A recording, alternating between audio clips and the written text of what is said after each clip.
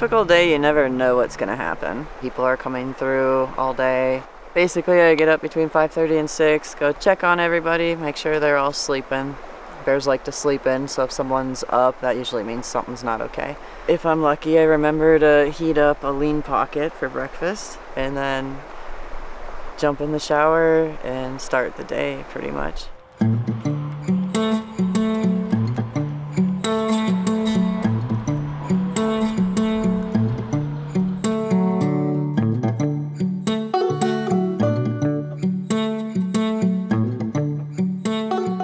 Our main goal at Montana Grizzly Encounter is to give the bears that we've rescued a forever home.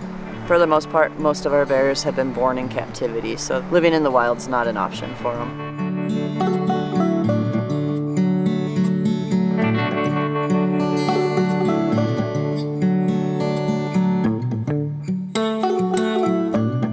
A lot of people ask me about Lucy, and now they ask me about Bella. When are you going to release her? Our commitment's for the rest of her life. It's not legal for us to try to rehabilitate and release. Our next goal is educating people about wild bears so that we can keep wild bears there. People think it's funny coming from me, who has 5 bears in captivity. We'd rather not see them in captivity. We'd rather see them in the wild.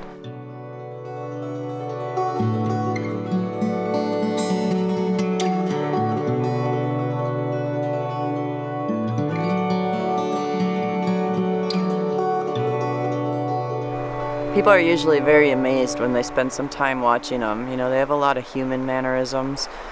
A lot of people, before they came to our place, feared them. Nobody wants to protect something they fear.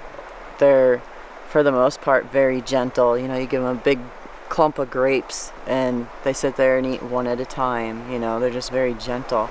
People tend to fall in love with them. And once they fall in love with them, they want to protect them.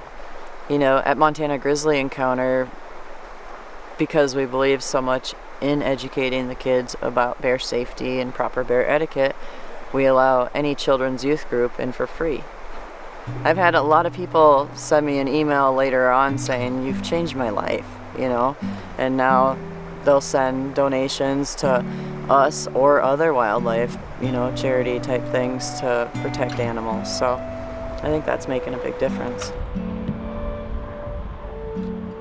I've raised a lot of cubs. I don't have an exact number, but quite a few. More than most people, willing to bet. They had, for the most part, been in a captive situation. Like Brutus, for instance, I was holding him the moment his eyes opened for the first time.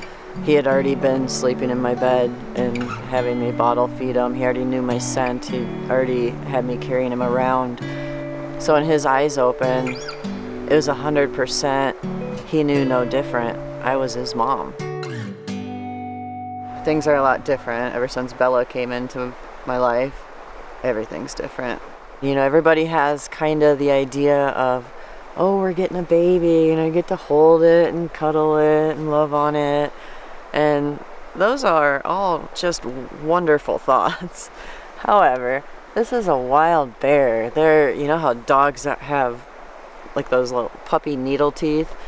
Bears have bigger needle teeth and so much more jaw pressure, and they're born with those claws. Only when they're very young, their claws they're sharper, they're thinner, like little needles.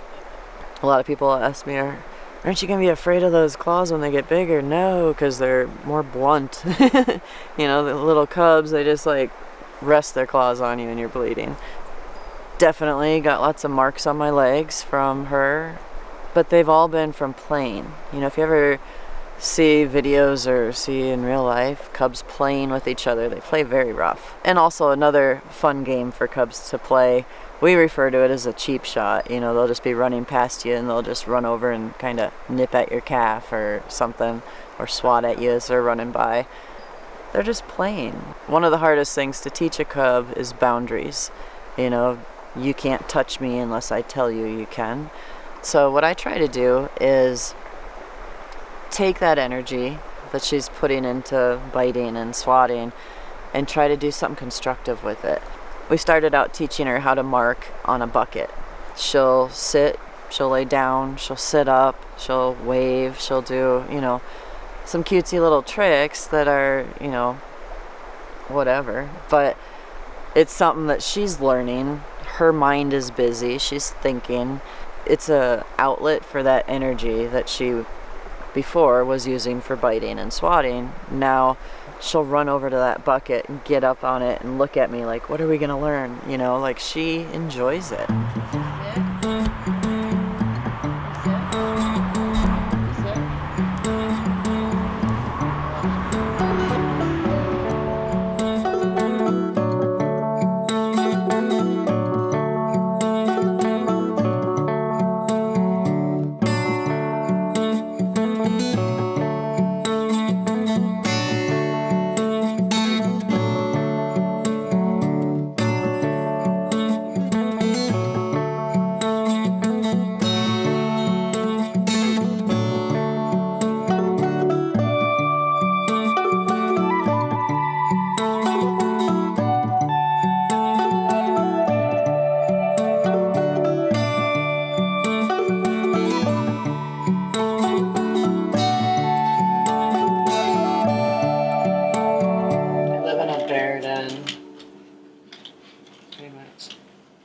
It's not easy to have light in here.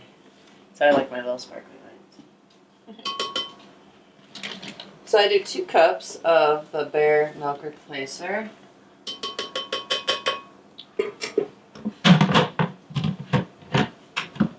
And a 1/4 cup of the Baby Rice cereal.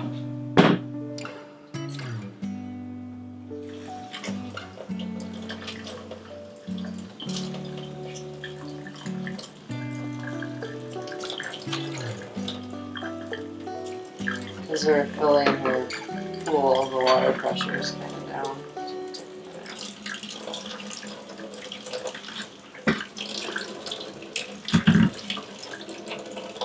If you use cold water, it kind of makes it clumpy. And then, for flavor, we add her favorite blueberries.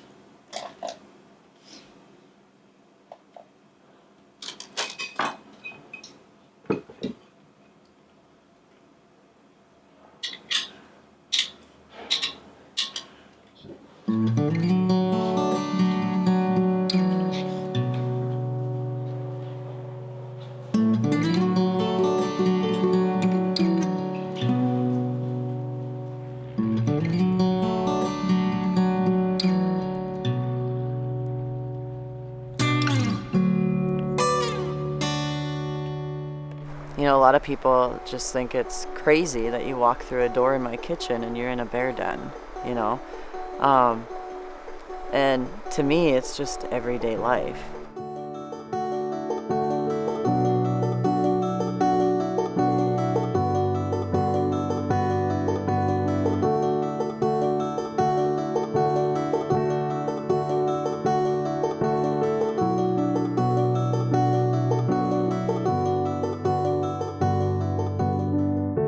We all have been rescued, and we can't forget about that. Whether it's Bella or you. We've all had that time in our lives where we've been down and out, and someone said, hey, I'm gonna help you out. And the best thing you can do is pay it forward and do it again. And what a beautiful thing for that little bear who had nothing else but death ahead of him. That's it. And someone to come in like Amy and to take care of his little bear and nurture it. And the gift that bear can give and keep giving is huge. I couldn't do it. I did it once. And I did it with Amy. Without Amy, it would never happen. She has this maternal instinct that only a woman can have. And then Amy's just Amy, No holidays, no weekends, 24/7, 365. And that's the way she is. Her heart's for the bears. And that's a rare, rare soul.